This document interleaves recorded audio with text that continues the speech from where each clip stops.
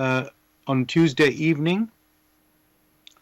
This is the spiritual discussion program. I'm Saad here in southeast London in Bromley, and the weather tonight, it is, I would say, colder than last week, and it was a bit of bright in the morning, but it's got cloudy here in London. And with me tonight is Gregory. Are you there, Gregory? Yes, I'm here in Brussels, same as what you have in London. Okay, very good, very good. Dear listeners, welcome to the program. The aim of the show, before I say that actually, also today is the 1st of December, and it's what they call the first day of the meteorological winter. So the weather changes can be matching that from this date as well. So when we say it's getting colder. So yes, welcome to the program, listeners. This is the spiritual discussion program.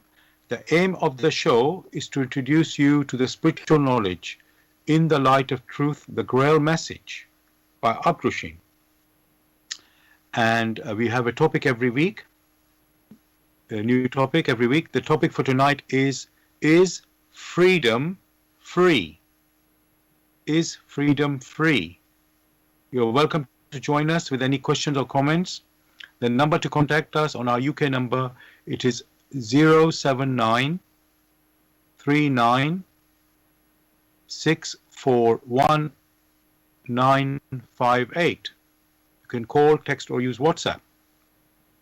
And if you're outside of UK, it is 0044 79 39 641 958. Again, you can call, text, or use WhatsApp. I'm going to begin with what is the Grail message? The Grail message, in the light of truth, by Abdrushing, is a spiritual knowledge of life. It offers an explanation of the world, a picture of creation on the basis of natural laws.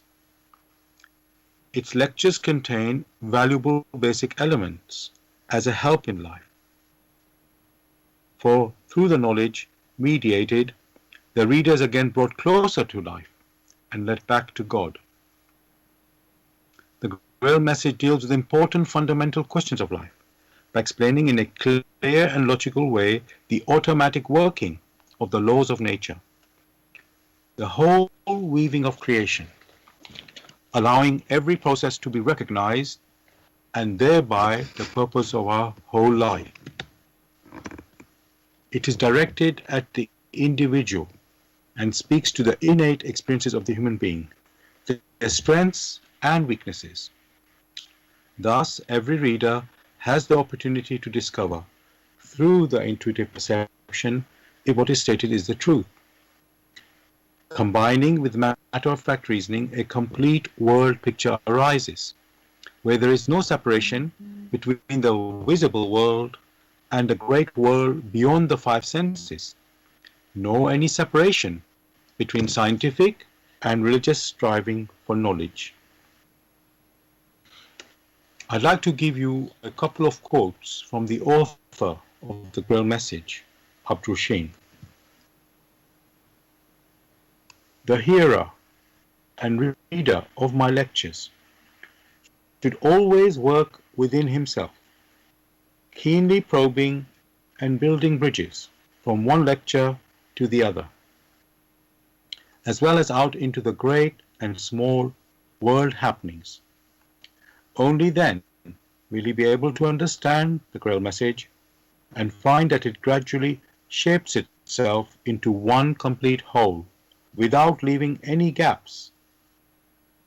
Again and again, in all the happenings, the reader will come back to the basic features.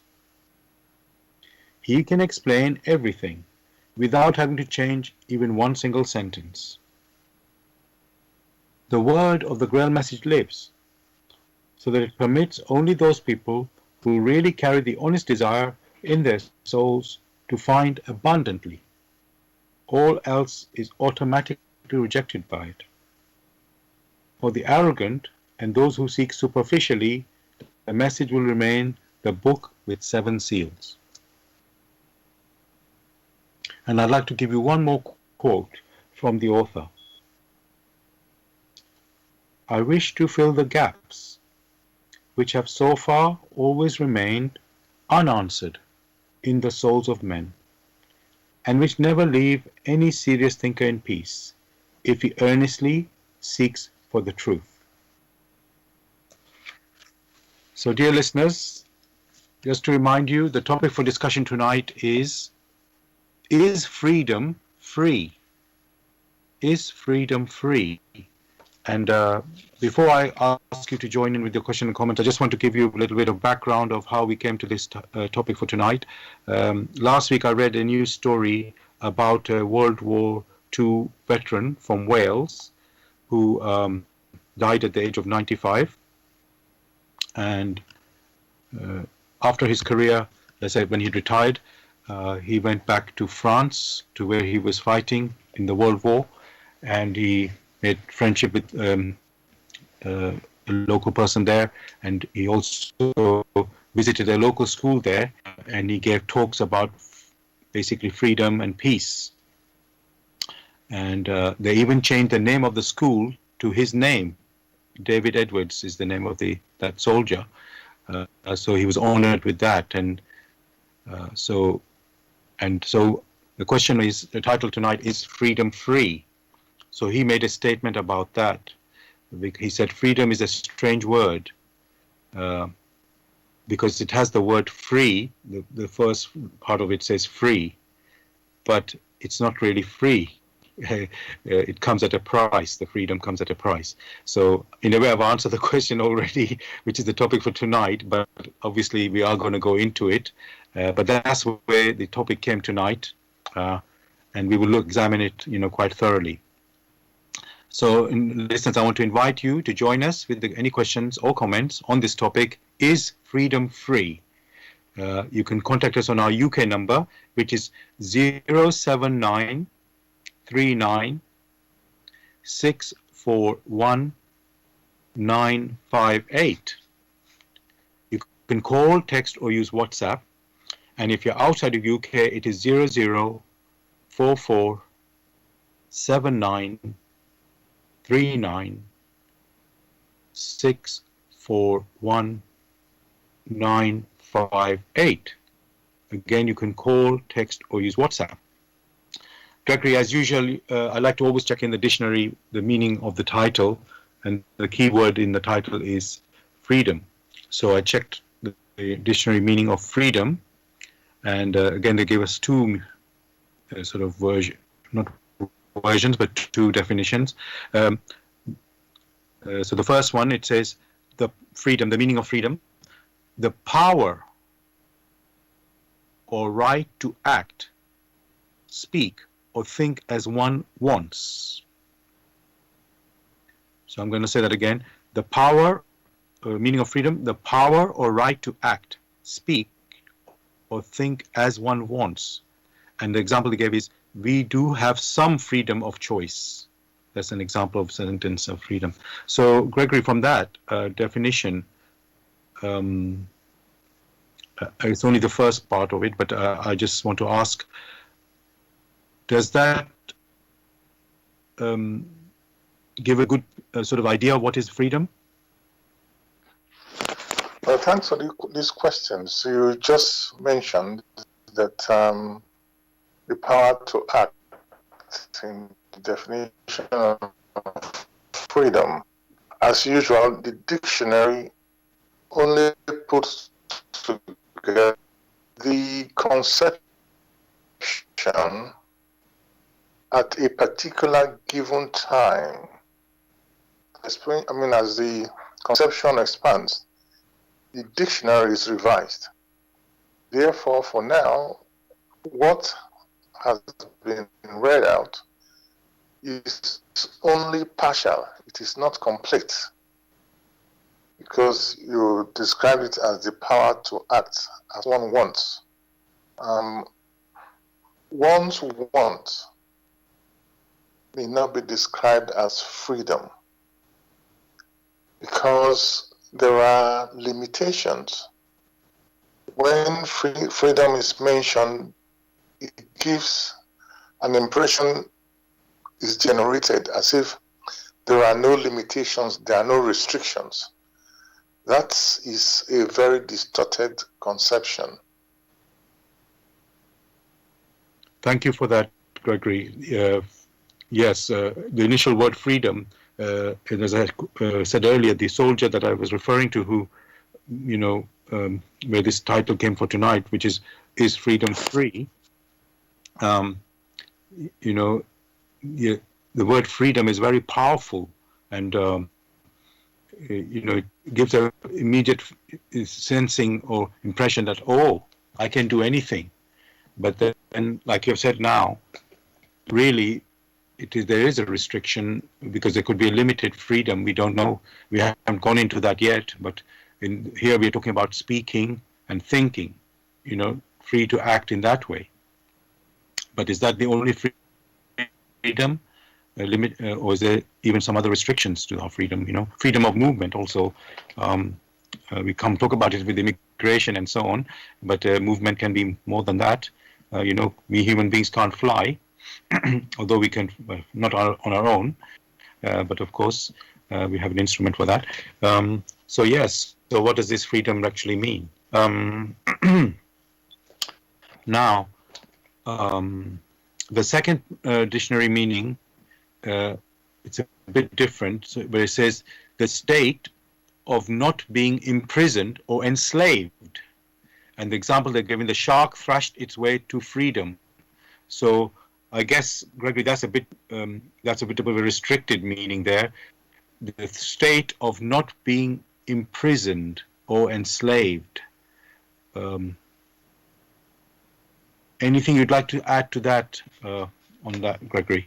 Most of the definitions you are referring to, they do not have a reference point or a reference structure upon which the conception of freedom can be built. Therefore, you find it only gives a very shallow picture. So that's good, actually. I would say, being a spiritual program, a spiritual discussion program, this word freedom, we haven't put it into the context of, is it earthly freedom we are discussing, or are we discussing spiritual freedom? So we will go into that as well. And before I do that, I have another definition that I found. It actually says it's 5 definitions of freedom. And I'm just going to pick the ones which we have not covered just yet. Although I mentioned it slightly, so one of them is ability to move or act as desired, or freedom of choice of movement. That's one. Release from something. Okay. Actually, when I look at it, they're just, let's say, sub definitions of the two that I have already read out from the dictionary. So yes, I will call them like that. So in a way, we have already covered them through that. So what I will do now, Gregory, so you mentioned about the reference point. So let's explore the reference point. So, and Gregory, I want to go back to as I said at the beginning, that soldier, because he was fighting in the World War on the Allies, let's say the West, let's say and when you say Allies, we mean the British, American, French, and so on, those group of people against the Germans. So they were saying that from their point of view, they're fighting for freedom for the sake of freedom, while the Germans were obviously opposing freedom. So what I want to ask there, and that you could say is almost a earthly freedom, just to be able to let's say govern yourself and to be able to live the life you choose in your country, not to be overpowered by some, let's say, some other force. So my question there, Gregory,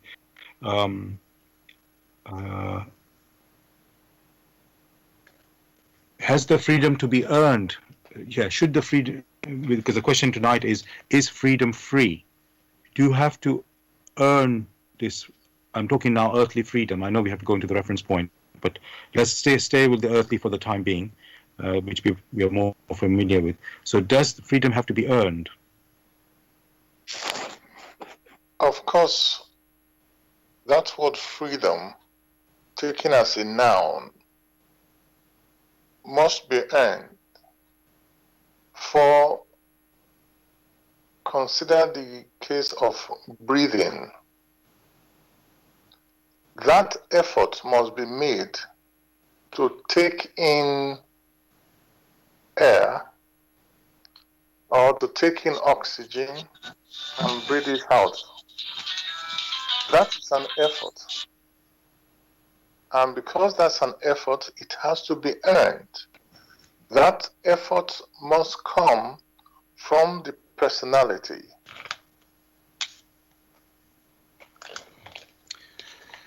Thank you for that, Gregory. So again, as you say, the effort must be earned. So to actually, effort must be put into, to earn the freedom. So now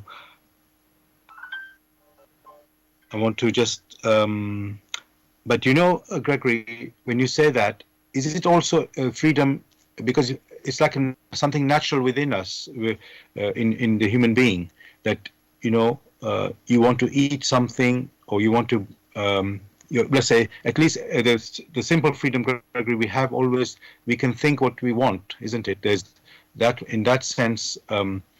So what I want to ask you, Gregory, is freedom also inherent within us as a human being? Because we do have, like, say, our wishes, we do have our which are uninfluenced, or it can be influenced, but we are free to think and we are free to have our wishes.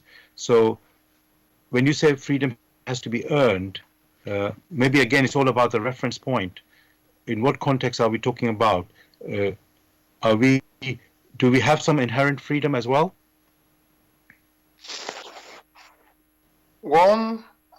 Every creature that is alive, by this, one is not referring to plants, one is not referring to animals.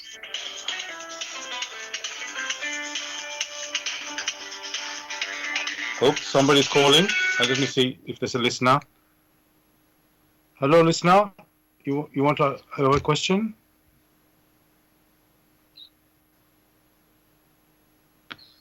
Yes. You want to, because on the radio now. Yes. Okay then. Okay, I can't do now. Okay, sorry about that, listeners. That wasn't a listener that I was thinking is asking a question. It was someone else, so apologies for that. So Gregory, did you want to say anything further? I know the phone call interrupted us a bit. Can we repeat the question? Yeah. So what I wanted to say, Gregory, we've got freedom, which we have talked about earning, that you have earned, and then we've also talked. I wanted to ask about: is there something inherent in the human being, in freedom, in terms of he has his wishes and think freely. So that one is not earned. That one is inherent within the human being. So is there some quality of freedom, Gregory, that human beings have inherent, and other things they have to earn? So I'm sort of looking at the degree of freedom in a way. Well, before one starts looking at degrees of freedom, the concept of freedom must be well understood within the boundaries which freedom can be discussed. So there must be a framework, there must be a structure. That is what has been we have been referring to as a reference structure or the reference point. It is not that we can just do anything. One must understand very clearly that within the framework of nature,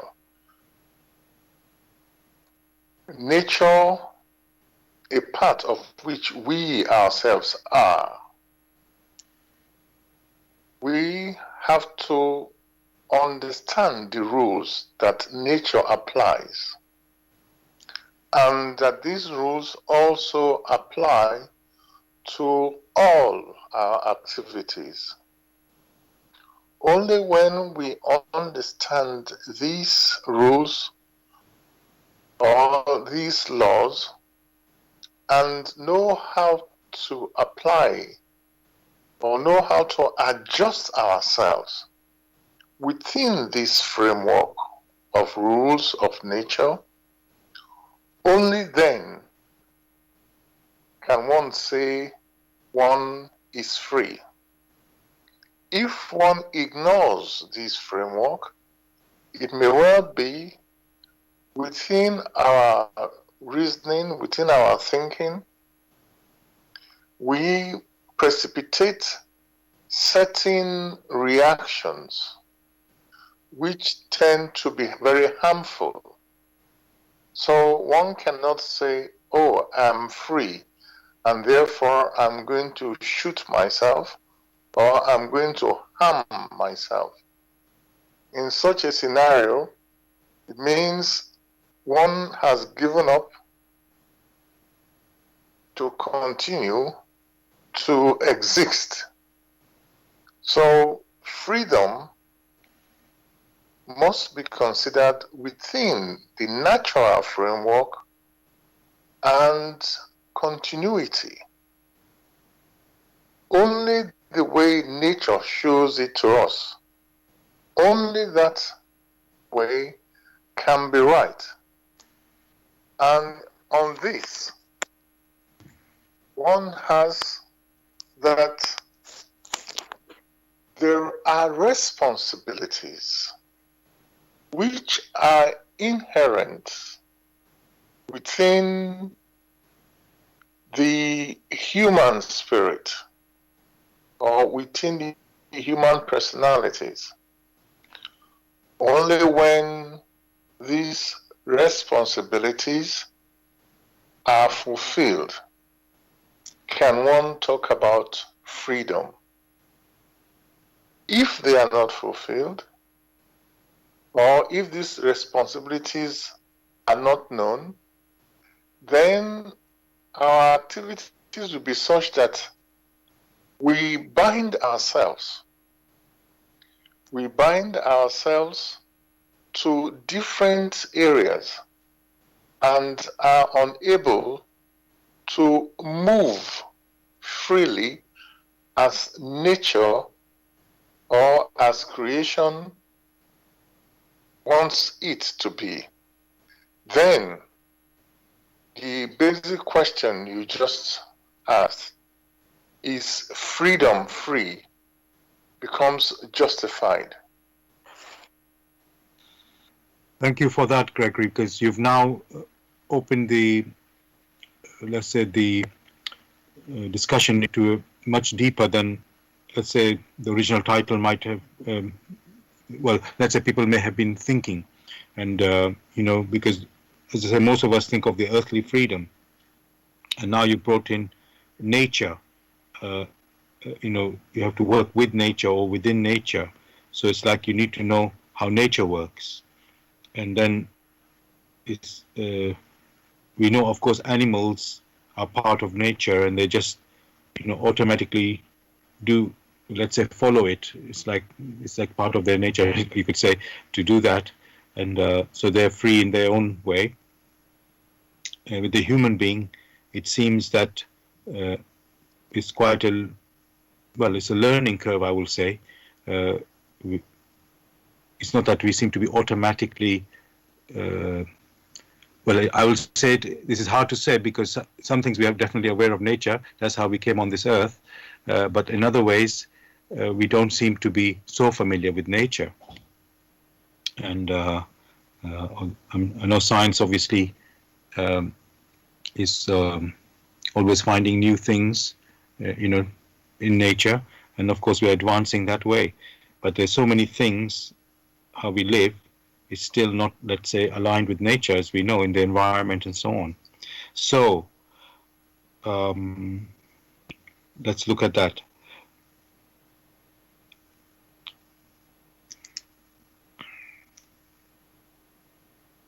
Gregory, just another thing I want to just open up, because this is a spiritual discussion program, and you talked about nature and creation. So is the spiritual understanding of life, is that some, and when we talk about freedom there, are we, the question I want to put now, is that related to nature, the spirituality, let's say, or is that in addition to the, let's say, the world of nature?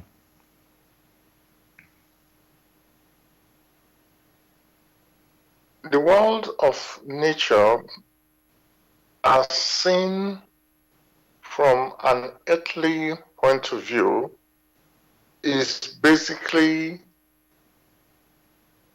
the world of matter, the way matter operates.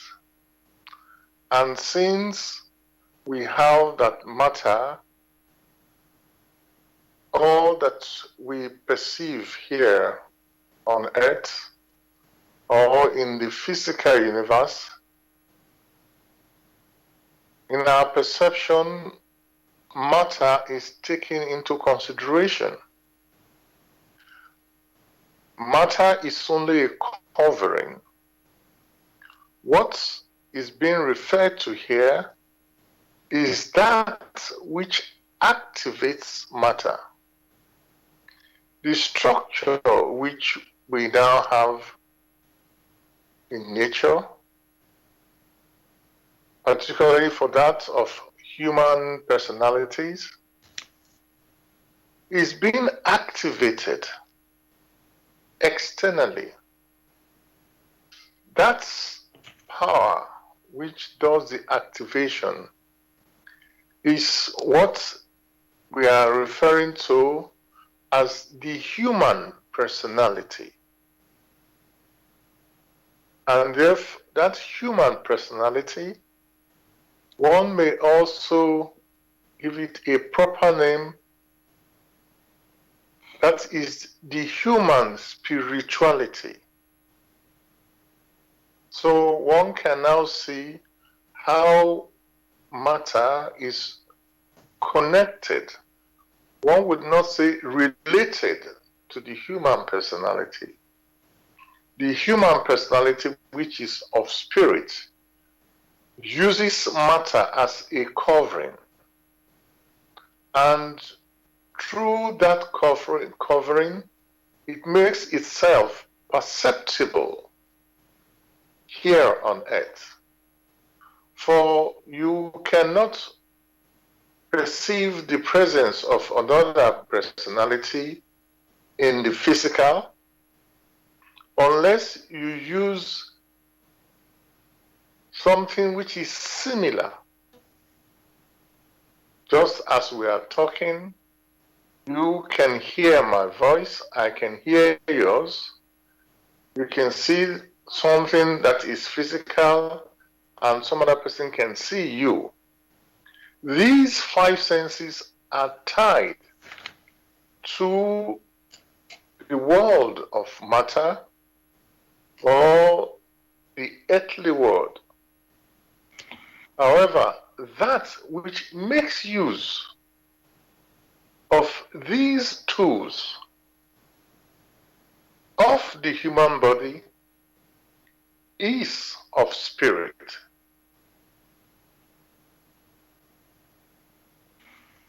Well, thank you for that, Gregory. Again, we're expanding to another level in our understanding, giving the context and reference, as you said at the beginning, to what this discussion is about. So, like I said, most people think, freedom on the earthly level, but really, it's what is active in this body that we have on this earth. The human body is the spirit. So that's what drives this body. And that's the one that, let's say, initiate our actions and whatever freedom we are thinking, it's coming from there, a freedom of choice, freedom of whatever we consider freedom to be. So,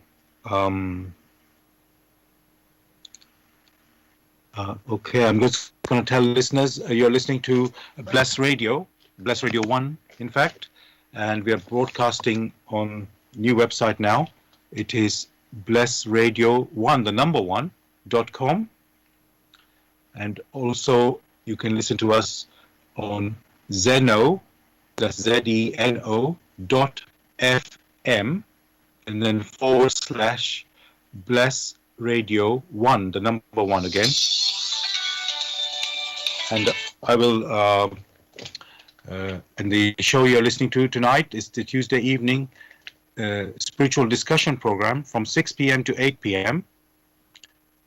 The aim of the show is the spiritual discussion program. The aim of the show is to introduce you to the spiritual knowledge in the light of truth, the Grail message by Abdrusheen.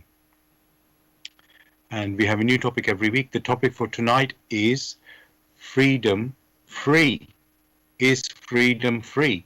You're welcome to join us with any questions or comments. The number to contact us, it is 079 39 641 958. You can call, text, or use WhatsApp.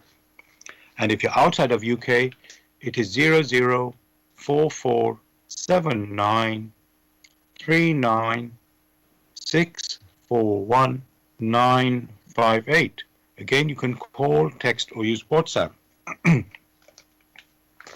And just if you are interested to know about the Grail message or get a copy of the Grail message, you can go to this website, which is www.grailmessage.com. I'll spell that, www.grail, Grail, message, MESSAGE.com.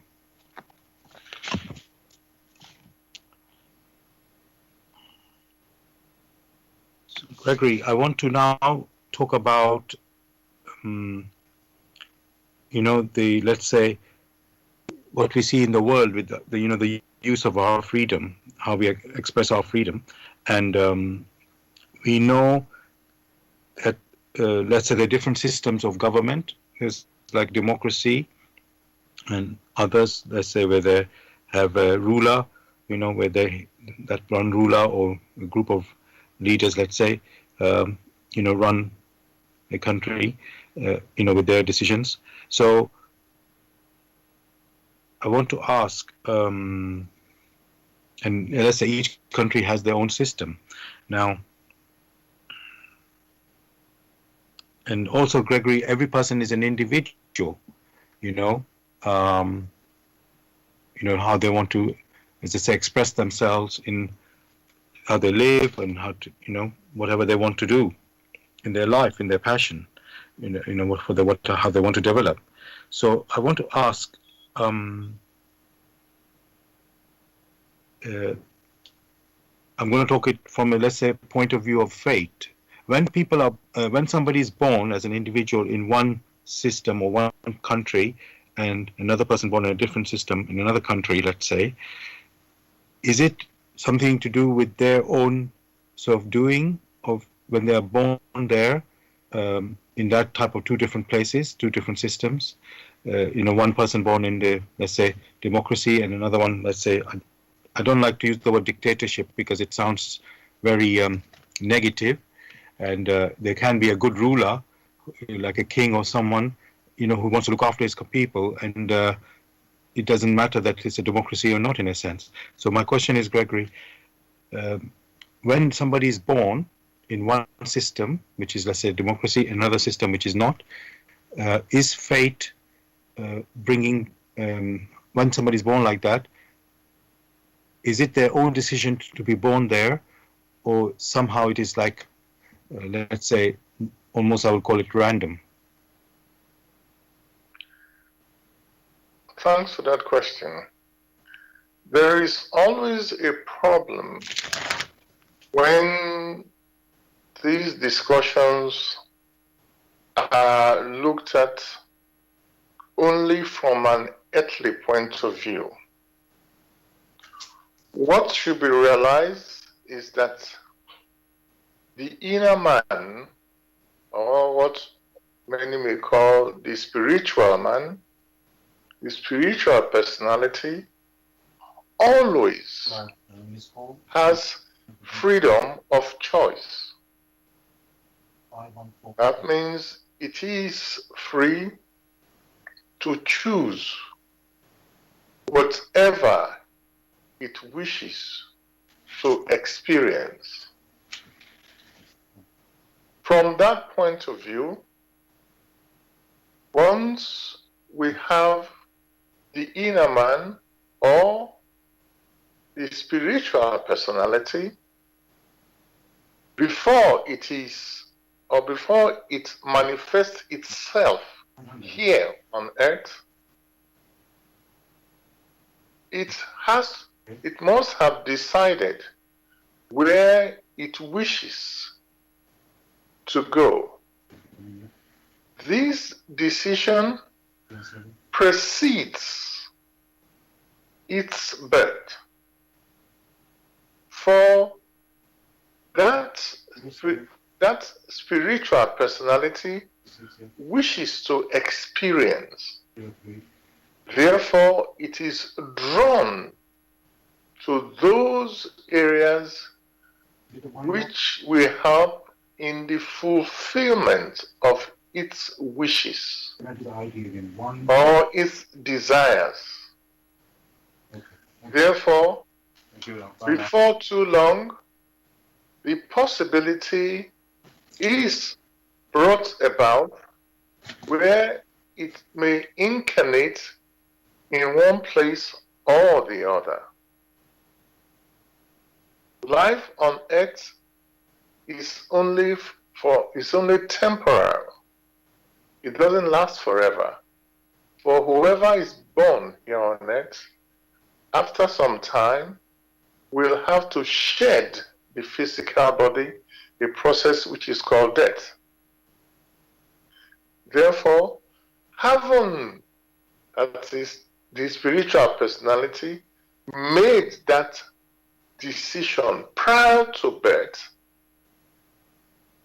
while still not in the earthly, it is then bound to go through that which it has decided, go through those paths it has decided in order to experience. Many a time, it may be in order to have a thorough understanding of what the conditions are in quotes, rich country or in quotes, poor country. Thank you for that, Gregory. Every time we ask a question, let's say the picture becomes wider and deeper. And what I can say is that, there's all variety of human beings on this earth. Some are, let's say, jolly and casual in their attitude in life. Others are more serious. And, at the end of the day, everybody, when they become adult, have to take responsibility. You can have fun in your life and, of course, still be happy that way. Others hardworking, just serious in their life, and they could be, I guess, still happy in that way too. But what you have said, it brings out the wider picture where we see so many things from the earthly point of view, and the context is limited. When we look at life, it's limited to, I need to do a job for this purpose, earn the money to buy a home and all these things. But once you have this wider picture, that actually there's a spiritual purpose of development involved in our life, not just getting something material, or just enjoying ourselves, whatever it can be, like entertainment or something. So it's really, I think it's really good to highlight these things. Now,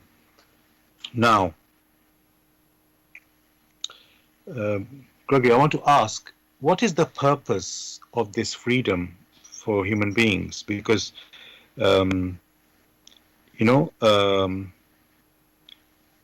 let's say, I don't want to complicate too much, but um, yeah, what is the human beings? What kind of, I mean, we know freedom allows you to do many different things, but what's the deeper purpose behind having freedom? Is it to have variety of people can do variety of jobs, the functions just freely?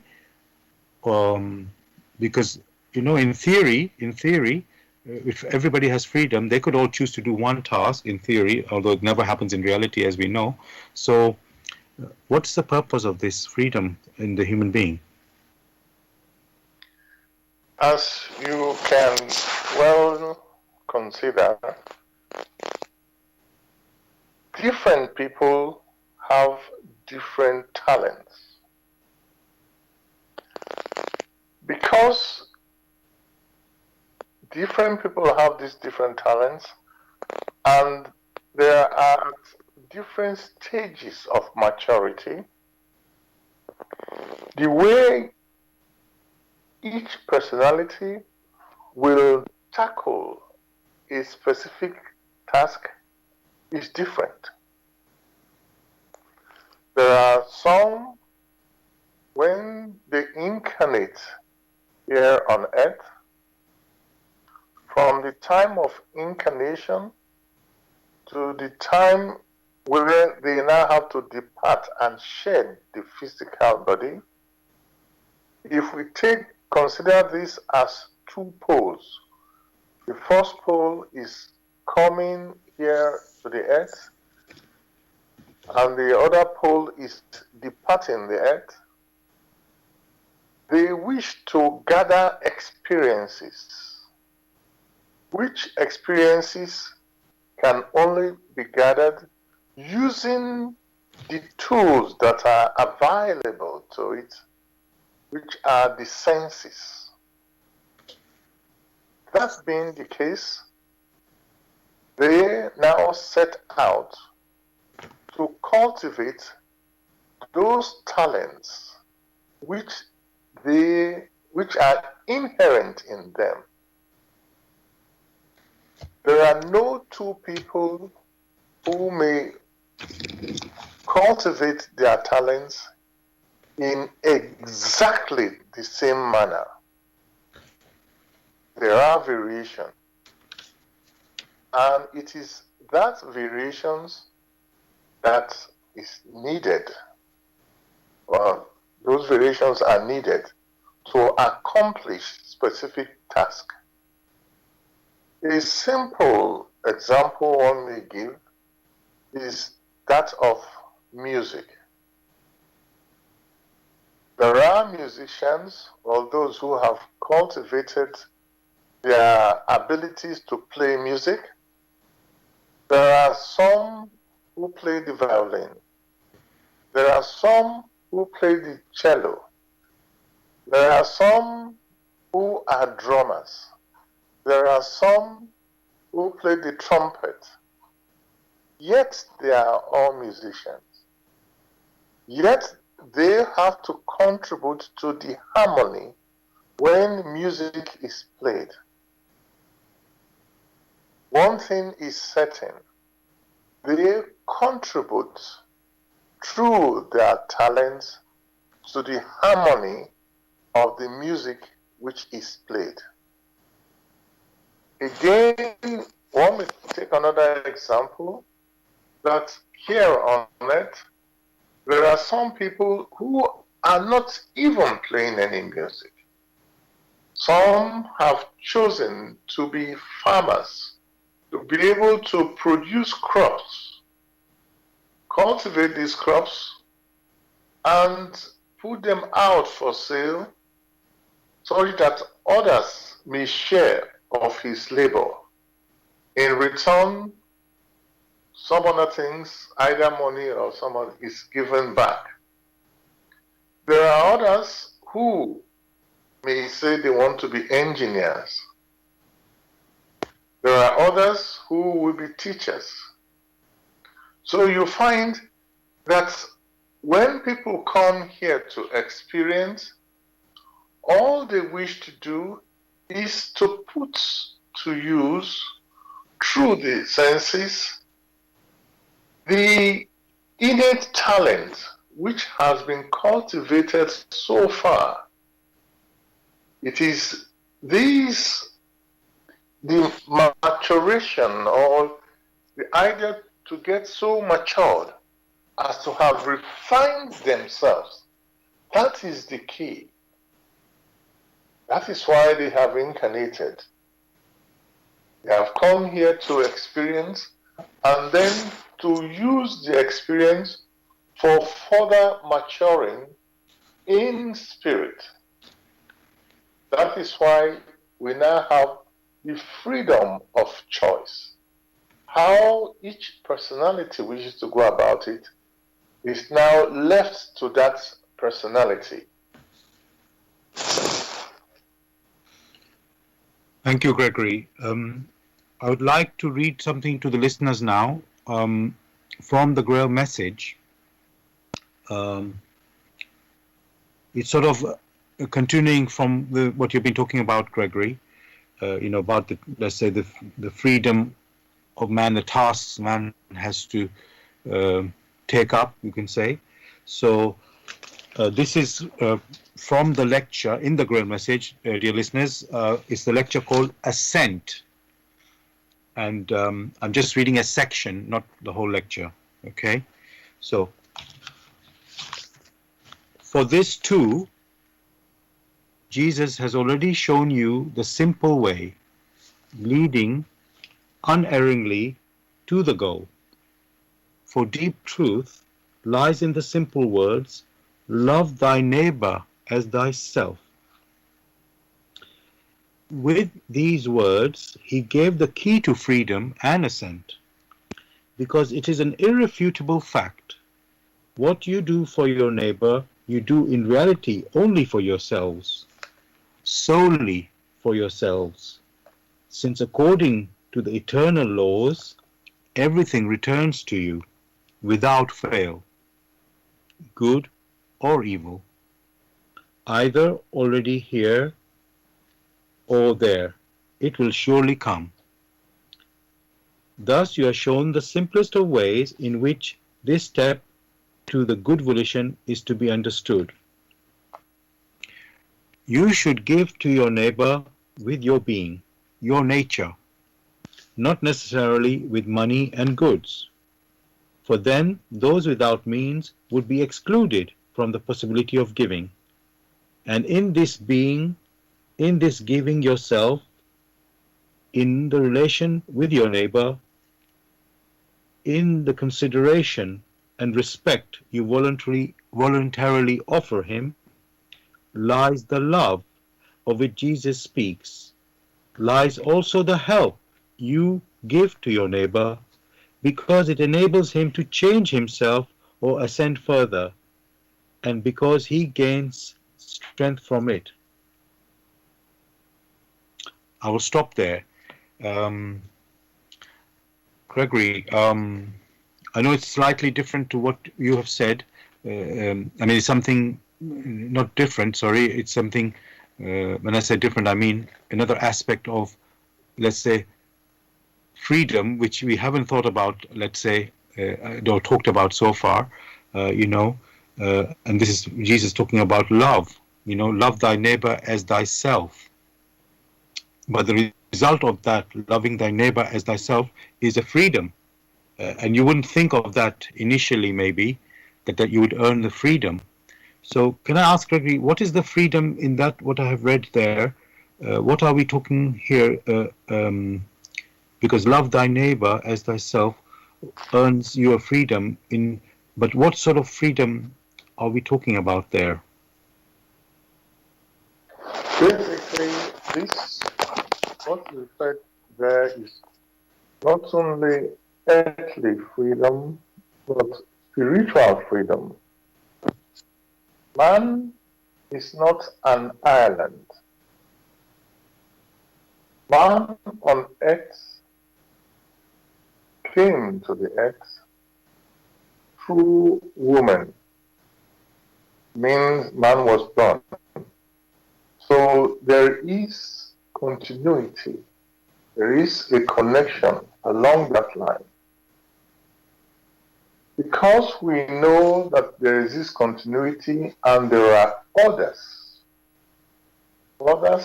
whom, like us, have come to experience here on earth,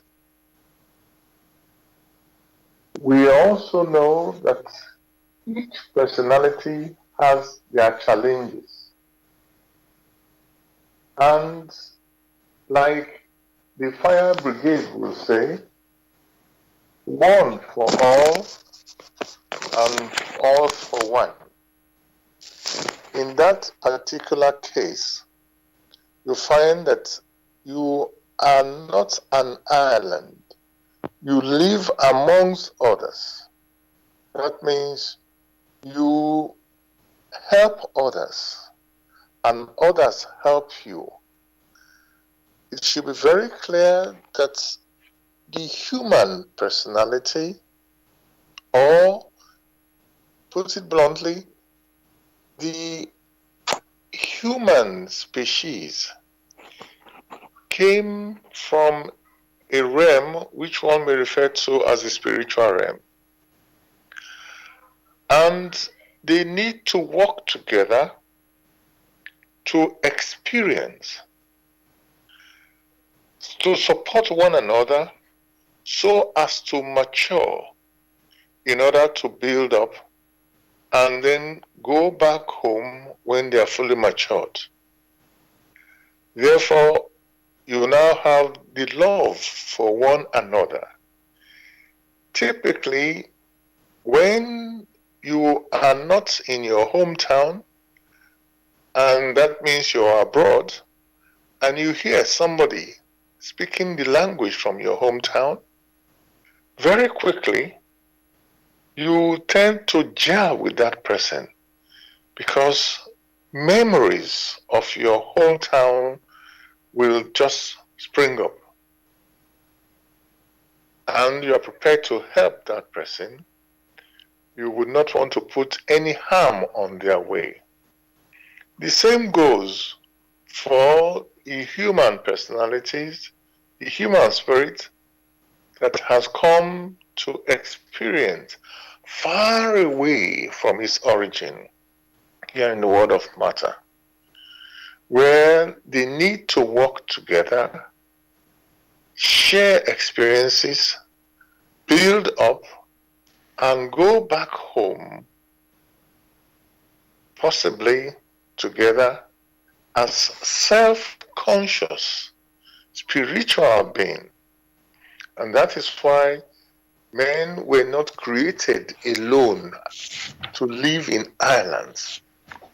There is the so-called social aspect of interaction. Thank you for that, Gregory. You just, again, we see how the word freedom, we know it has inside it a powerful, you sense something power in it, and yet it has so much, how can I say, angles and aspects that initially you don't realize, and we are exploring that tonight, because we are not only looking on the earthly, we are looking at the spiritual, meaning of freedom. So now, Gregory, there's another puzzle that I wonder a lot about, which is we haven't mentioned the word free will so far, if I'm correct.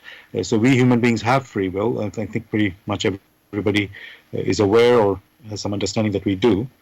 And then also we've talked about nature, or creation, and let's say there is a creator and or the Almighty, and in many teachings we are told we must do the will of the Almighty, and that seems like a restriction on the human free will. You know, uh, you think, oh, and even you could say, if you obey the Almighty, it's like you're becoming a slave to the Almighty. And then when you think of it like as if you're a slave, it doesn't sound, the word freedom doesn't seem to sound as if it doesn't even exist. There is no freedom. So, and yet, Gregory, as you mentioned earlier, if we are going to be happy and really enjoy the freedom, we need to, let's say, follow nature or align ourselves with nature, and let's say that is all creation, which is, let's say, although we haven't gone into that yet, but let's say God's world, and it's God's will that rules in this nature. So what I want to ask you, Gregory, does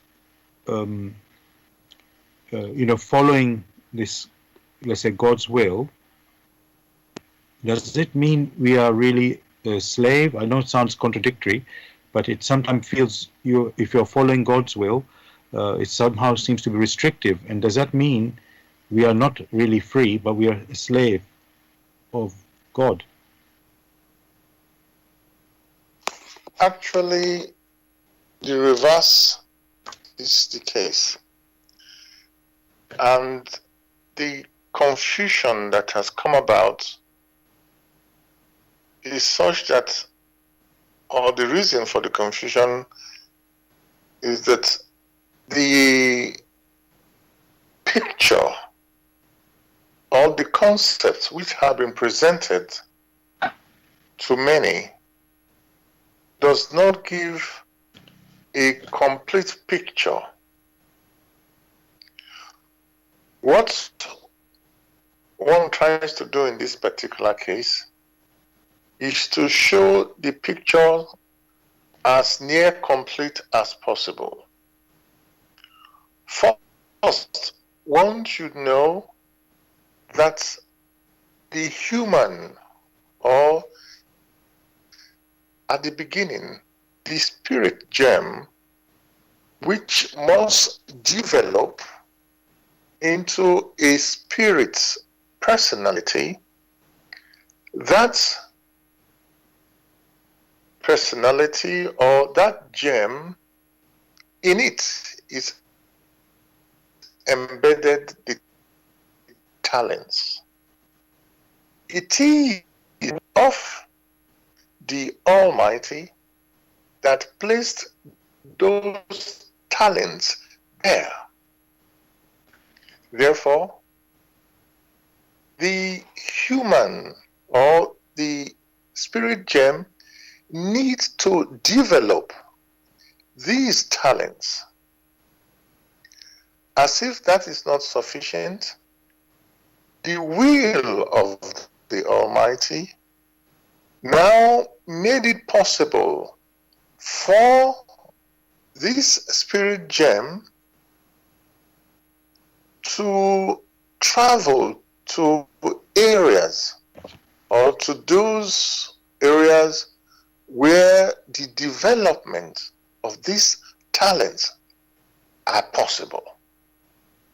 Hence, it has to leave its original place because it is unconscious of itself, of its capabilities or its abilities. However, the will of the Almighty not only had placed these innate talents there, also granted the possibilities for these talents to grow by granting it areas where it needs to grow these talents. That is the will of the Almighty. Now, the human personality can only be attained when these talents have been developed not only consciously, but self-consciously, how the human being will now be called strictly a human being depends on the choices, the personality, or the choices of the human spirit. How it needs to develop it is also shown through vigorous activities. For if there are no activities, how can one be awake? If one is not awake, it means one is not engaged in activities that may lead to consciousness or self-consciousness. So the will of the Almighty is furthering, granting always opportunities, which opportunities will help to awaken the spirit gem from unconsciousness to consciousness and self-consciousness. Therefore, it is very wrong to say that because the will of the Almighty granted these spirit gems the possibility of becoming human personality, that they have been bound to slavery. That has never been the case, and that will never be the case. Thank you again, Gregory, for clearing that up and really building the picture, of how you can say the Almighty works and His love, which is always there. And we are so ignorant, let's say, of knowing that that's how it is. And so I'll ask you further on that. Before I do that, I want to remind listeners, you're listening to Bless Radio 1. You're listening to the spiritual discussion program on Bless Radio 1. And we are broadcasting on Bless Radio 1, the number 1.com. And also you can hear on this website, which is Zeno, ZENO.FM/Bless Radio 1. Again, the number 1. And also we're broadcasting live on YouTube. You go to youtube.com and then type in the search box Bless Radio 1, again the number 1, Bless Radio 1 space live stream. So that's Bless Radio 1 space live stream. And then if you want to listen to the recording of the show, you can listen to it the next day. And again on YouTube, you go to youtube.com and in the search box type Bless Radio 1, the number 1, then space Grail message, GRAIL message, MESSAGE.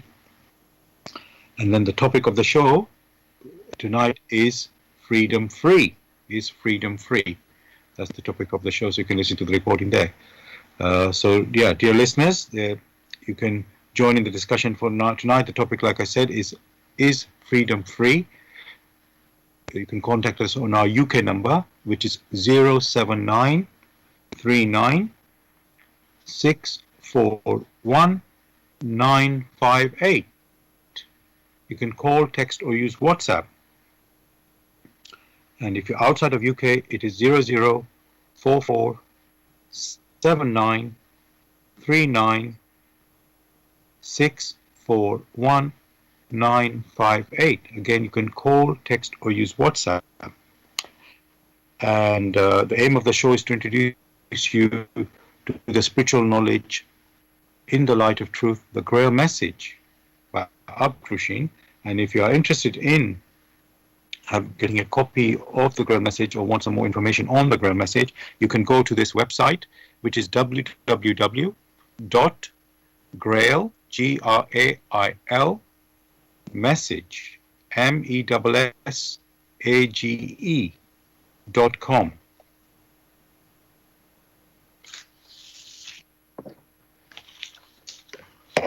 Gregory, I want to ask, again, in the world we live, let's say there is temptation, there's evil, and things like that. And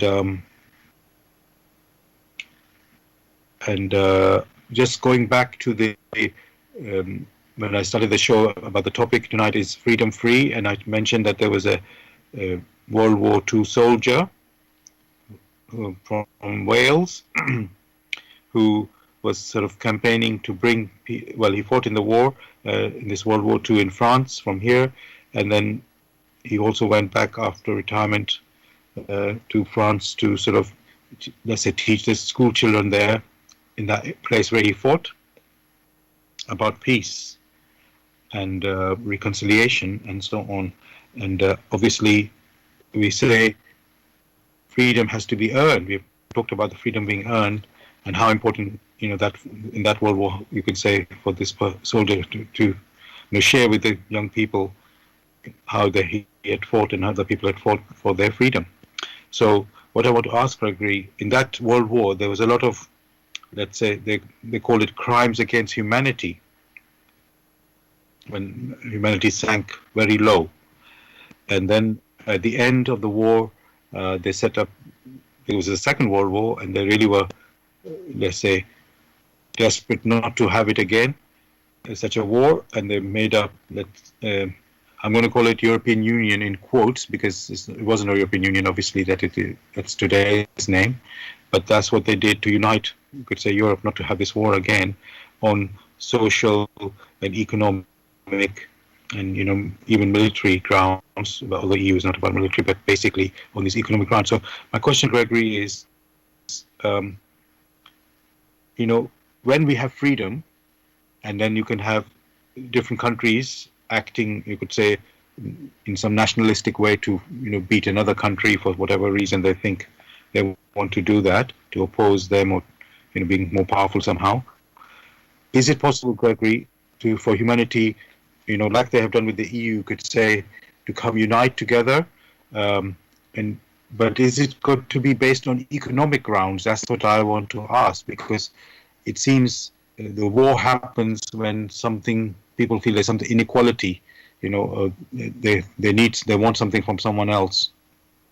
But with this economy, have successful economy, that's for the basis, I believe, of this, to have the peace, to have a successful economy. So, Gregory, should the, let's say, peace be earned and freedom be earned through economic success, or can just human beings just unite, have peace without that? This is a pertinent question. And most of the time, many consider that everything has to be based on economy.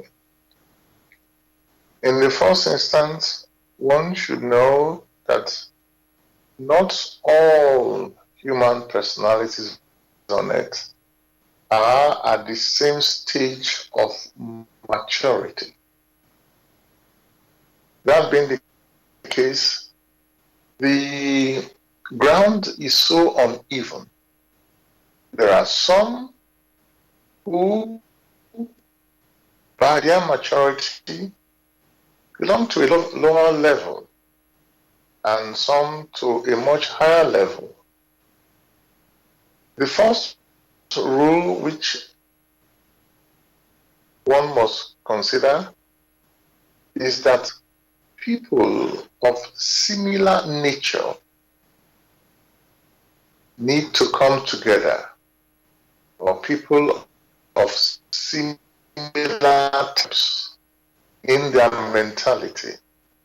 For you do not expect an ant and a horse to engage in the same race. That is not a starter. Neither should a horse try to decimate the ant because it considers that the ant is very small and not as powerful. Human spirits or human personalities here on earth need to live side by side, encouraging one another. It doesn't mean they have to be in the same nation. It doesn't mean they have to be in the same family. It doesn't mean they have to be in the same what one may call continent. What is key here is that wherever one has incarnated, there it will find a starting point. And that personality should be taught to show respect first for himself and then for respect for others. At the same time, it should be well enlightened that there is the need to work very hard in order to keep the peace. The problem could be that one incarnates in a different part of the world and looks down on others because he or she considers himself or herself to be superior to the other. What many then forget is that the way they look down on others who are not as matured as them, that there are other human spirits who are more matured than them. Were they to be looked down upon, they themselves will not react kindly to it. And therefore, the first rule is self-respect. The respect for the self, the respect for the innate human spirit, who, like everyone, has come here to develop its abilities. And therefore, it is good to support rather than to have pity and look down on others. For that personality whom you look down upon may have or possibly have aspects through which it is more mature than yourself, but you have not yet realized that. The motto of the fire brigade, like it's been stressed, is one for all and all for one. You also find, as you have in the case of music, not everybody plays the cello or the violin. There are some who play the drums, there are some who play the organ, there are some who play the piano. But combined, all in all, beautiful music will arise. Beautiful music rising as thankfulness for the opportunities that has been granted to these human spirits or these personalities to mature through one another, through each other. That is what creation expects. That is why the will of the Almighty did not put each person in a silo to grow there. That is why we have societies. and the freedom is there to select the society through one's activities, that society where it wishes to mature best. Thank you for that, Gregory. There's something I just want to pick up, and people might feel offended when you say that people are, or let's say, of different maturity or ability. I mean, yes, you can see talent, as you say that, and then I just want to check something what you said there. If somebody's of different ability or maturity, um, as I said, some people might take offense that, oh, how can somebody be better than me? In it, what I mean is that it's like, does that mean that some people are, let's say, naturally gifted and that nobody can reach that level? Another person cannot reach it, only that person, because they have the talent already. They have it, that ability. Or can one develop that? Because it sounds like some people have an artificial advantage, or I don't know how to call it, artificial or some advantage, and others are born without the advantage. So let us take the example which is very prevalent nowadays, which example people strive to grow in. Football. The ball is out there to be kicked by anybody. But do you have everybody in the Premier League?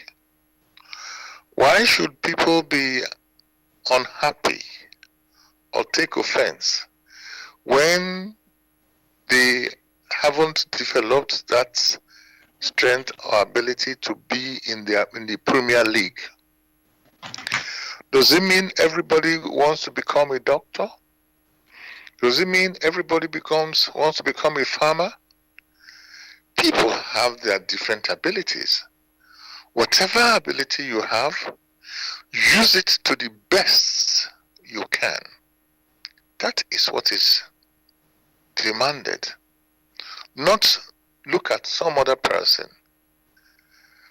Do you wish to say that a child who is in the first year in the kindergarten now should take offense at someone who is in the university because the person in university seems to have more knowledge than that child? So these things have to be considered very carefully. People have different abilities. It's how you use it. There are some, even at a tender age, come out and shine. There are some who do not shine at that tender age, but come out to shine much, much later in life. For those who take offense at such, again, that shows their immaturity. For they should know there are some other people whom they are better than at given a particular talent. Does it mean those other ones whom they are better than should take offense? Look at the case of medicine. Here, in the case of COVID, there are people who are working in the COVID industry to find a vaccine. There are some who are not working in the COVID industry to find a vaccine. So, those people who are not in the industry, do they take offense that those who are struggling to find the vaccine are better than them and therefore they feel inferior? So each person must come down to reflect how he or she stands. thank you for that, Gregory. Yet again, we are going deeper into these questions and getting a greater understanding of the world. So how life is. So it's it just shows that we really need to reflect. What when something's happening to us or what's happening in the world. What can be the answer explanation for it? On the surface you don't see what led to this, and you think, oh, maybe this is injustice here, and then but then we have to remember that this is, let's say, we are living in the creation of the Almighty, and there's a system and there's a nature working, and how it works, it's you could say our job to find how it works. And so sometimes you might think, oh, I don't have freedom, or I'm restricted in some way, but you don't know, oh, how it came to be this way. So just like Gregory listeners is saying, we need to look at the bigger picture here, and reflect on it. So yes, thank you for that, Gregory.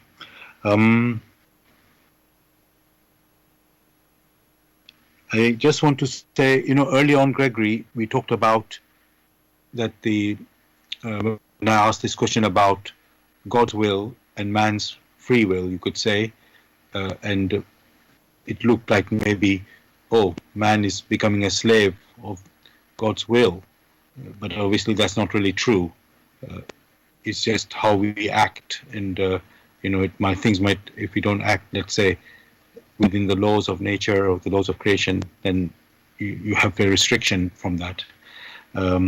So what I want to pick, Gregory, an example from the Bible of the Jews in Egypt with Moses, at the time of Moses, where they were under the, let's say, enslavement of the pharaohs in Egypt, the pharaoh at the time. I can't remember the name of the pharaoh right now.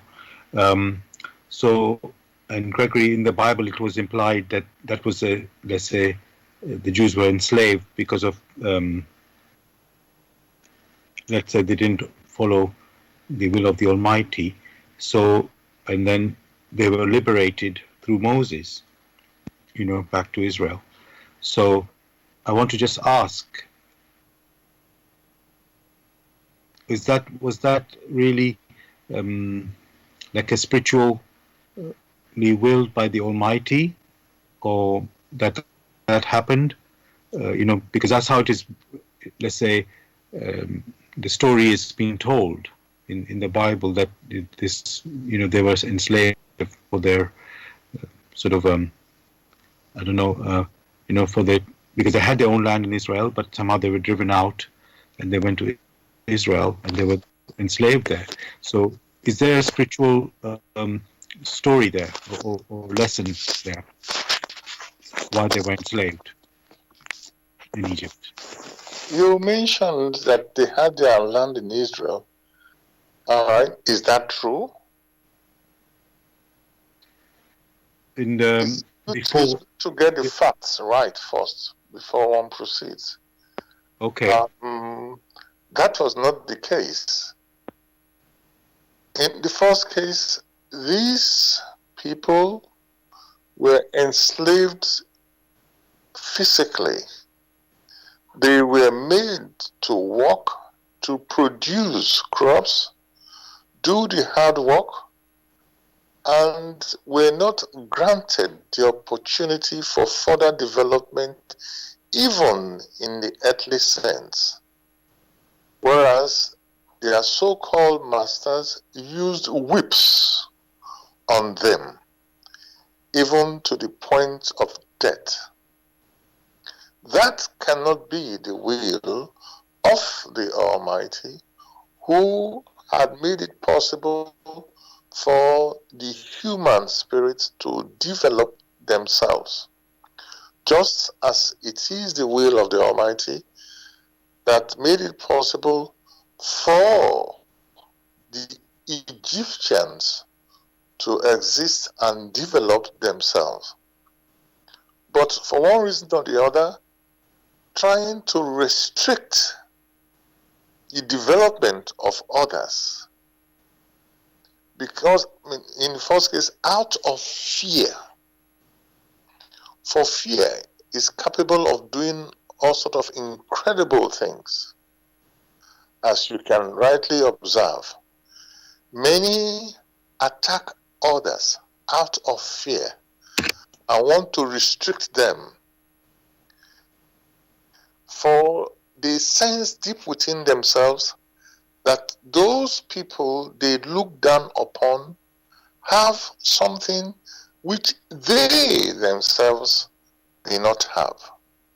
Means have something of recognition of higher activity, higher spiritual activity. For if the Egyptians had such high recognitions, they would not dare to put people into slavery.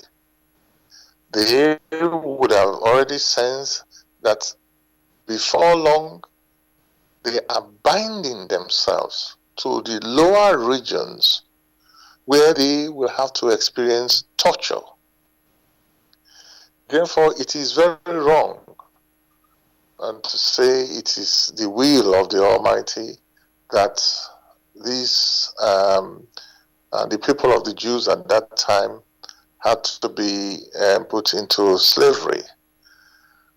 For in their suffering, they cried out, now knowing that no earthly scheming can come to their help.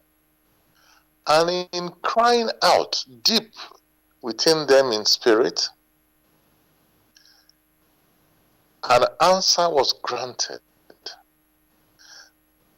That answer came through the person of Moses, who first had to observe the situation and decided that these people who have cried to the Almighty must be set free from the shackles of the Egyptians.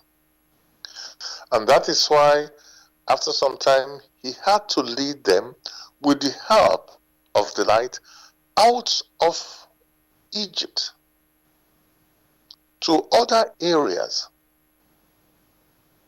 And where they then settled became the entity which is referred to now to as Israel.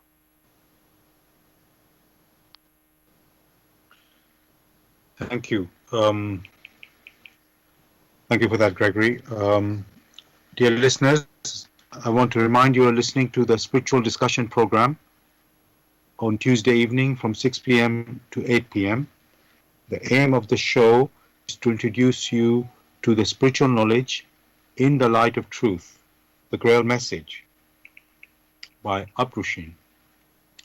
And if you're interested in getting a copy of the Grail message or want some more information on the Grail message, you can go to this website, which is www.grailmessage.com. I'll spell that. www.grail, Grail, message, MESSAGE.com. And you're listening to the Spiritual Discussion Program, and the topic we're discussing tonight is freedom free? Is freedom free? You can join us with any questions or comments. The number to contact us on our UK number, it is 079 39 641 958. And if you're outside of UK, it is 0044 7939 641 958. Again, you can call, text, or use WhatsApp. Gregory, I want to read another section from the Grail message for the listeners. I've actually got two things, two sections. I think I want to read one at the end of the show. But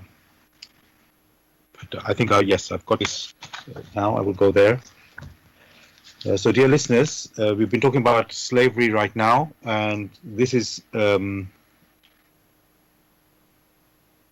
so there's a lecture in the Grail message which is called Submission, and I would like to read a section from that lecture, Submission.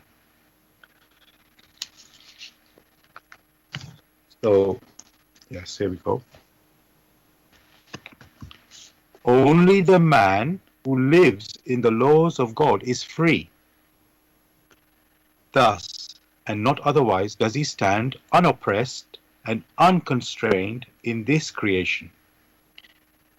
Everything then serves him instead of obstructing his path. It serves him because he uses it in the right way. God's laws in creation are in truth simply all that every man needs for a healthy, happy life in creation.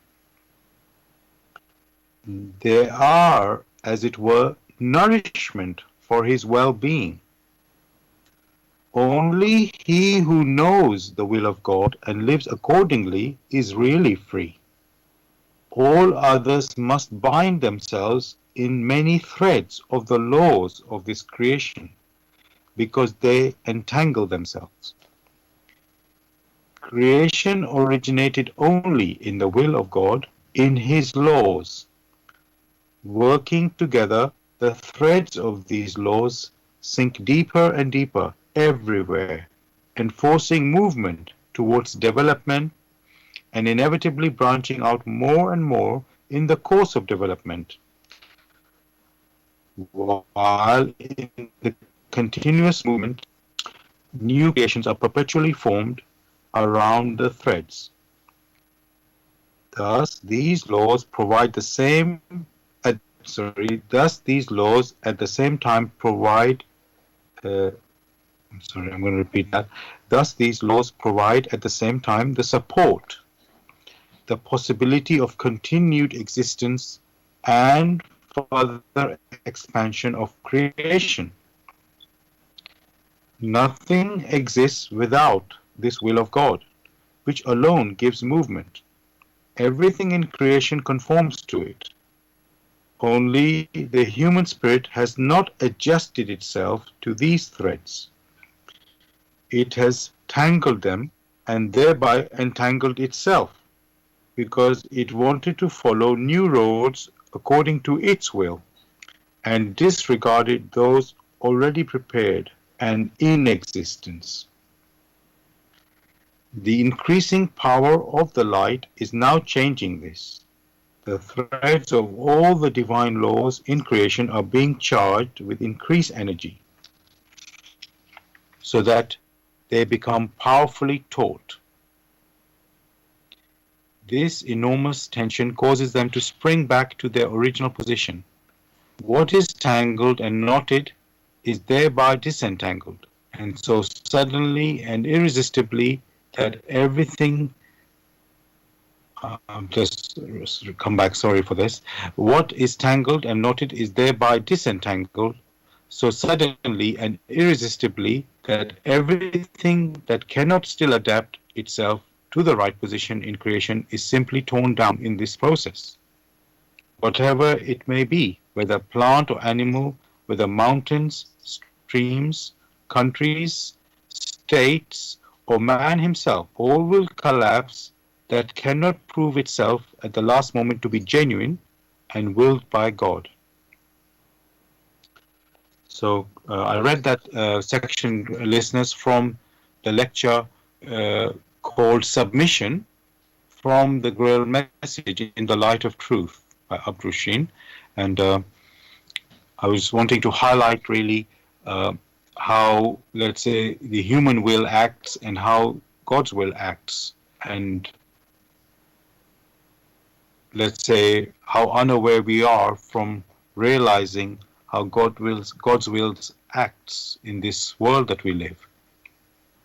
And yes, just to paint that picture for you listeners, that really uh, how important it is for us to realize how the God's wills act in this world and how we need to be aware of it, really, so that we can align with it, and you know, and even not only align, recognize it first, and then align with it, because it's necessary for us to, to be aware of it. Um, yes, I just thought I should share that with the listeners. Now, Gregory, I want to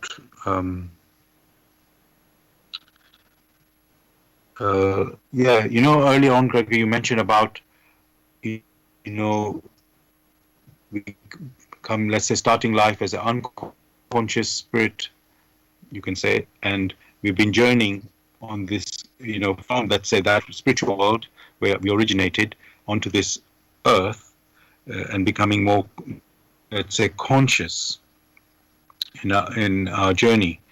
So, in our, let's say, through our activity of becoming from unconscious to a conscious spirit. So, Gregory, what I want to ask you, we go to school and we get education there, to live the life on this earth. But in a sense, the spiritual journey, the education for that, you could say, it's, let's say, there are spiritual teachings. There's so many, let's say, um, religions or whatever, let's say, things out there. But how do we, as a human being, Gregory, come to, let's say, a proper, there's so much, I say, out there, but, you don't really get to find, let's say, a true teaching that, let's say, guides us, let's say, properly onto our spiritual journey consciously. So is there something, Gregory, that can help us with that? Of course, there is always something that assists one in true recognition, and then one needs to follow it vigorously. If using one's intuition, one examines whatever comes one's way, and one strives to be alert in spirit, in according to the laws in creation, a path is provided through which those that have similar perception are drawn together. That is what is referred to in the law of creation of the attraction of similar or of homogeneous types, one way or the other, without intellectually recognizing it. You'll find that you are brought into contact with those who have similar perception or similar thinking or similar endeavors. Therefore, that help is always there spiritually.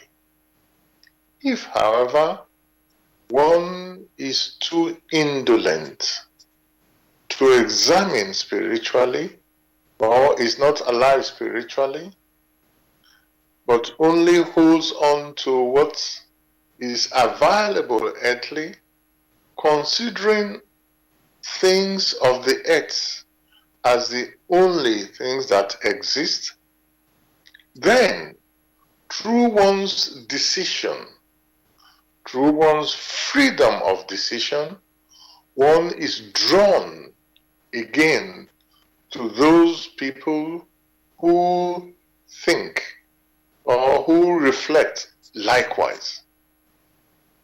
Therefore, what a personality needs is to will strongly to come to an understanding of spiritual activities. With that, one will be surprised that before long, one will gather around those through whom one can examine works, or through whom one can share experiences which will be of benefit. It is not religion that counts, but the striving for spiritual maturity of the inner person. Spirituality is not religion. Spirituality has to be with the inner development of those innate talents which have been entrusted to the human spirit to develop. Once that one comes into force, then in silent observations, it becomes very clear.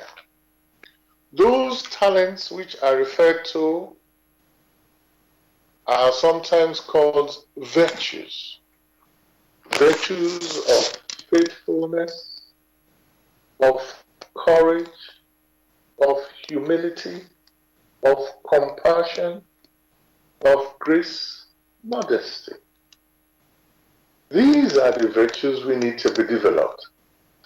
And in the process of vigorously engage in this type of development in accordance with the will of the Almighty, and in accordance with the law of the attraction of homogeneity, similar types will come together.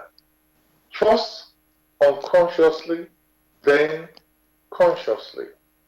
That help is always in creation and will always be there for anyone who strives intuitively to develop these virtues. Gregory, you mentioned the intuition, or the being intuitive in let's say in our journey, in examining everything that comes across our path. What exactly is this intuition or intuitive perception? Because how can we know what it is there, Gregory, that what is that we are sensing it within? I mean, I've heard this word gut feeling. People use that, or what does your gut say? So is that what you're referring to? Yeah. What is this intuition? Some have different names for it. Some will say gut feeling. Some will say it's the inner voice, and therefore the voice of the Spirit. Depending on the education of the personality or the external education, they have different designation for it. The intuition makes itself known through one's flash. It is not something you have learned over time, but is more of a revelation of paths to follow or knowledge which knowledge is consistent with the laws of creation. There are lectures in the work In the Light of Truth, the Grail message by Abrishin, which throws complete light into the word intuition or intuitive perception.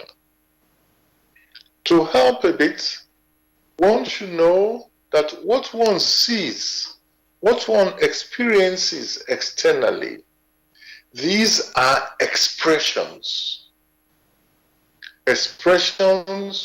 of our thoughts. What is referred to here as intuition is what lies behind it. Intuition is an impression. That impression which sometimes is referred to as the motive. However, to have a thorough picture, many are invited to examine the work In the Light of Truth, the Grail message by Abrishin. There, all is revealed. Thank you for your answer to that, Gregory.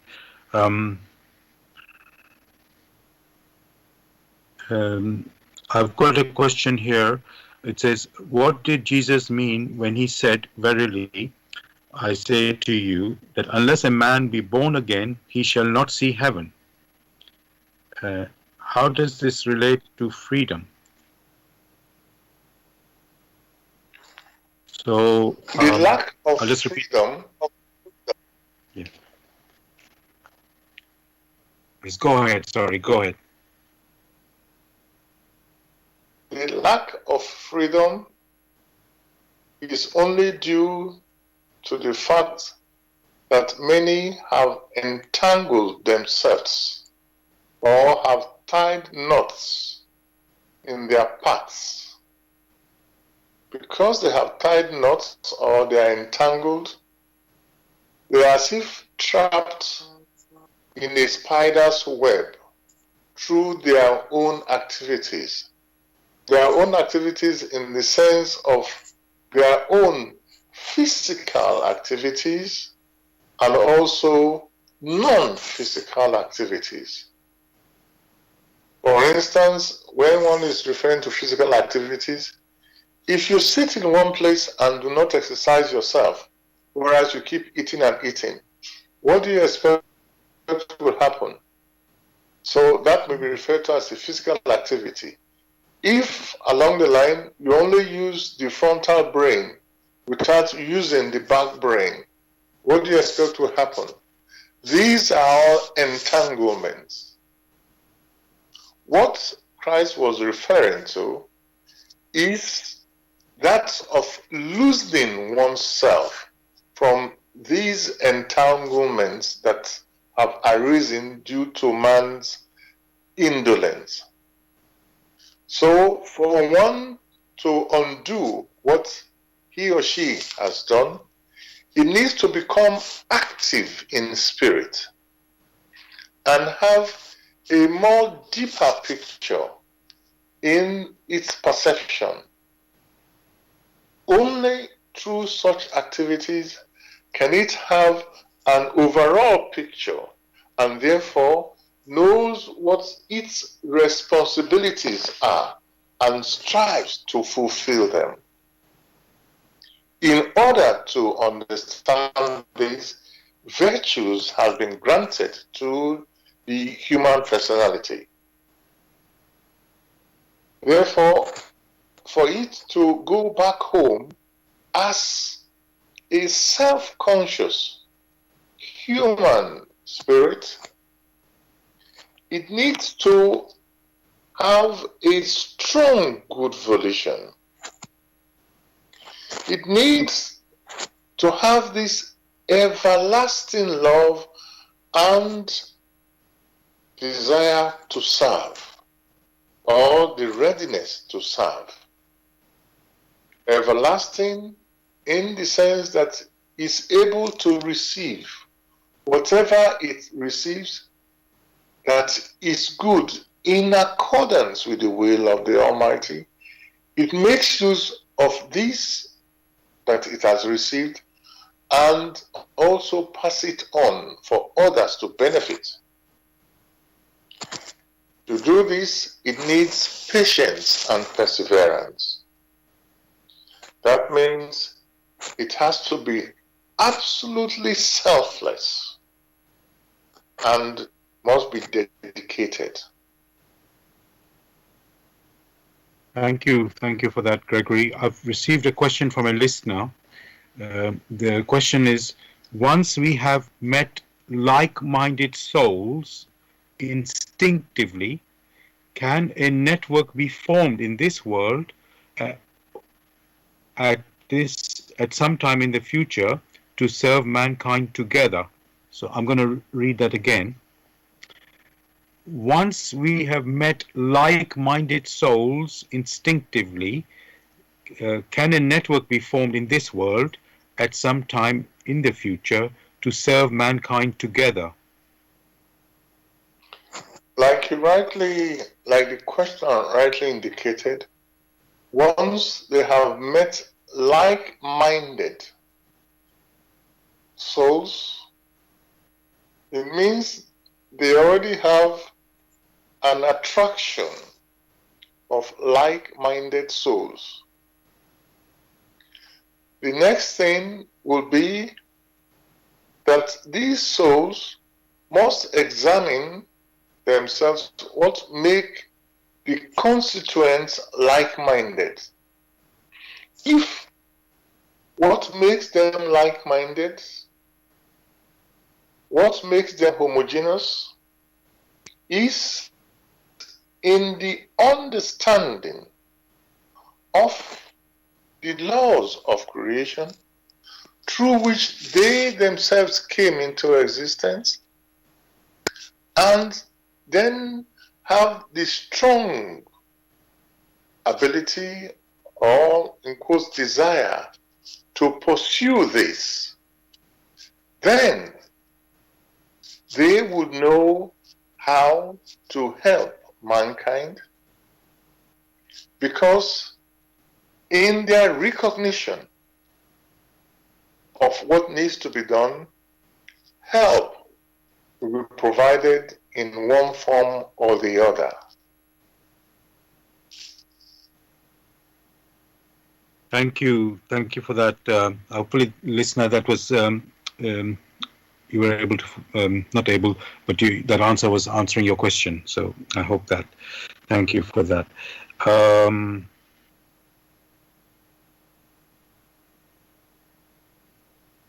Okay. What else I can ask? Right. Okay, Gregory. Yes. This question is, Gregory, we said we've got the intuition. You mentioned that we need to use and apply, in our activity on this earth. You talked about the laws of nature, laws of creation, that we need to be aware of and work with to be able to live on the earth and to, and also in the beyond the earth.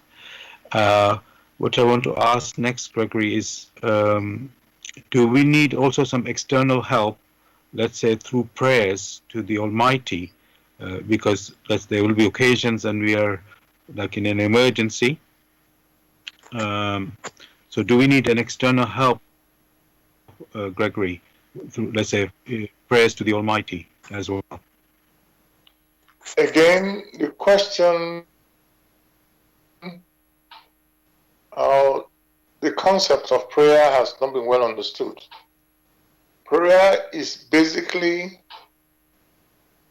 using the power or making use of the power of the Almighty in the right way. Which power has always been available for those who genuinely ask for it. What happens in many cases. Some people try to open themselves. The process of opening themselves is the first step. Once the soil is prepared thoroughly, which soil is prepared in most cases when one is struck with, in quotes, some misfortune, and man now knows that he cannot move this way or that way, and he cannot even oppose the streaming of this power to itself, it gives up. So the soil must first be prepared.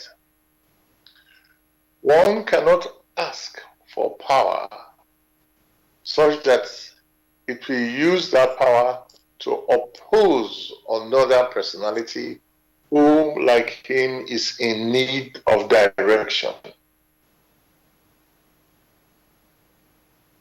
Thank you for that, Gregory. The listener has asked another question, which is in relation to the last question I just asked you. It says, will God help us in our quest to help mankind once he knows our wish to help is sincere? So I'll repeat that. Will God help us in our quest to help mankind once he knows our wish to help is sincere? That only happens when those who wish to help others know the will of the Almighty, in the sense that they know what the Almighty demands of them. For you may wish to help mankind, but how? Many should not assume because they wish to help, and therefore the power is then granted them because they, in their own consideration, are genuine, or they consider that the Almighty can see their wishes and it is genuine. That has never been the case. There is the need to prepare oneself. In the preparations of oneself, do not ask how the Lord will have to fulfill your requests. You make a request and must not say, Lord, you must do it this way because my requests are genuine. That is a demand which is unfounded. For when a request is made, it must be left to the wisdom of the Almighty, which wisdom lies in His laws on how the fulfillment of this will come about. Thank you for that. Dear listeners, we've come to the end of our show tonight. The discussion was about, is freedom free? So I hope you enjoyed the discussion. Gregory, anything you'd like to say to the listeners to say goodbye? Wishing them all the best and hope they will find time to examine this work in the light of truth, the Grail message. Thank you for that. Dear listeners, thank you. I want to wish the same, that I hope you enjoyed the discussion, and I encourage you, just like Gregory, to pick up the Grail message. Just so if you want to find the Grail message or get more information on the Grail message, you can go to this website, which is www.grailmessage.com. I'll spell that, www.grail, Grail, message, message.com. I will be back again next Tuesday, listeners, on Blessed Radio 1 from 6 p.m. to 8 p.m. with another new topic. So I wish you a great week. God bless. Take care, everybody. All the best. Good night.